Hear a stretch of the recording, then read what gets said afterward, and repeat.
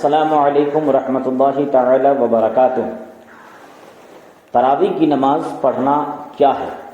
فرض ہے، واجب ہے، یا سنت مؤکدہ ہے، یا غیر مؤکدہ ہے، یا نفل ہے؟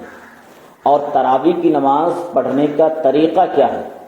تراویح کی نماز کی نیت کیسے کرنی چاہیے؟ تراویح میں کون کون سی صورتیں پڑھنی چاہیے؟ تراویح کا وقت کب سے کب تک رہتا ہے؟ تراویح جماعت کے ساتھ پڑھیں گے یا اکیلے؟ تراویح کی نماز کیسے پڑھیں؟ اس ویڈیو میں ہم آپ کو تراویح کی نماز پڑھنے کا مکمل طریقہ بہت ہی آسان انداز میں بتائیں گے۔ یہ آپ سے گزارش ہے کہ اس ویڈیو کو آخر تک دیکھ کر تمام باتوں کو اچھی طریقے سے سمجھ لیں۔ تو دیکھیں تراویح کی نماز کیا ہے، یعنی فرض ہے پڑھنا، یا سنت مؤکدہ ہے، یا واجب ہے، یا سنت غیر مؤکدہ، یا نفل کیا ہے؟ تو تراویح کی نماز مرد اور عورت سب کے لیے سنت مؤکدہ ہے، یعنی بغیر عذر اور مجبوری کے تراویح چھوڑنا یہ گناہ ہے۔ اگر آپ کے ساتھ کوئی پریشانی نہیں ہے، کوئی مجبوری نہیں ہے، تو تراویح کی نماز کو ایسی صورت میں چھوڑنا یہ بالکل گناہ ہے۔ اچھا، اب تراویح کی نماز میں کل کتنی رکعتیں ہیں؟ تو تراویح کی نماز میں 20 رکعتیں ہوا کرتی ہیں، اور یہ 10 سلام کے ساتھ پڑھی جاتی ہیں، یعنی دو دو کر کے آپ تراویح کی نیت کریں گے۔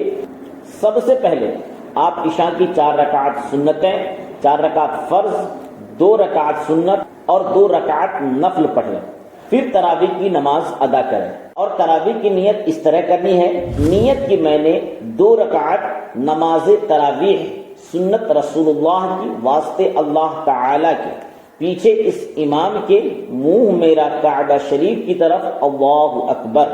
اگر آپ اکیلے تراویح پڑھ رہے ہیں تو پیچھے اس امام کے نہ کہیں، بلکہ ڈائریکٹ کہیں واسطے اللہ تعالی کے، منہ میرا کعبہ شریف کی طرف اللہ اکبر۔ یہ ہو گئی تراویح کی نیت، اور ہر 2 رکعت میں الگ الگ نیت کریں۔ اس طرح 10 بار آپ نیت کریں گے، اور اگر چاہیں تو آپ شروع میں ہی ایک ہی بار آپ 20 رکعت کی نیت کر سکتے ہیں۔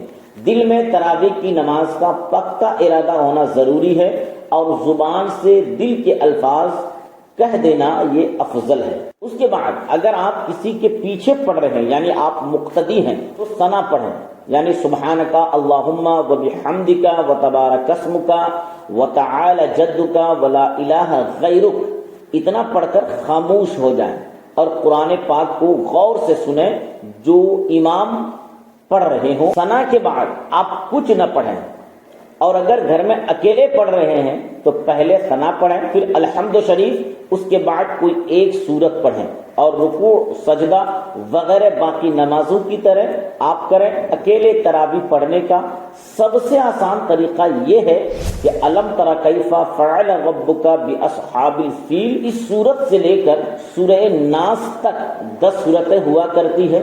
ہر رکعت میں ایک ایک سورت آپ پڑھیں۔ جب 10 سورتیں مکمل ہو جائے تو 10 رکعتیں مکمل ہو گئی، اور پھر علم ترا سے سورہ ناس تک دوبارہ پڑھنے سے 20 رکعت مکمل ہو جائیں گی۔ لیکن اس میں اتنا یاد رکھیں کہ اس کے علاوہ دوسری صورتیں بھی آپ پڑھ سکتے ہیں جو آپ کو یاد ہو، اور جن لوگوں کو یہ 10 صورتیں یاد نہ ہو وہ ہر رکعت میں صرف قل هو اللہ احد یا جو بھی صورت یاد ہو وہی پڑھ لیں، تب بھی تراویح کی نماز ہو جائے گی۔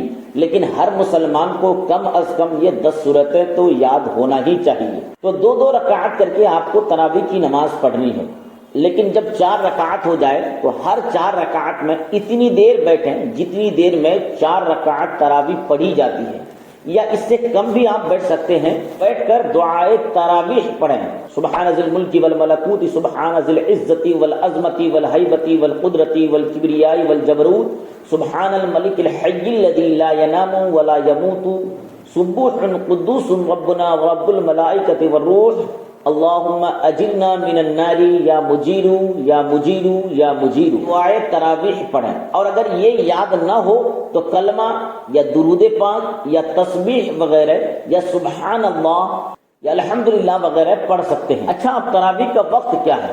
تراویح کا وقت عشاء کی فرض نماز پڑھنے کے بعد سے لے کر طلوع فجر سے پہلے تک رہتا ہے، یعنی فجر کا وقت شروع ہونے سے پہلے پہلے تک آپ تراویح کی نماز پڑھ سکتے ہیں۔ اور اب تراویح کی نماز کیسے پڑھیں؟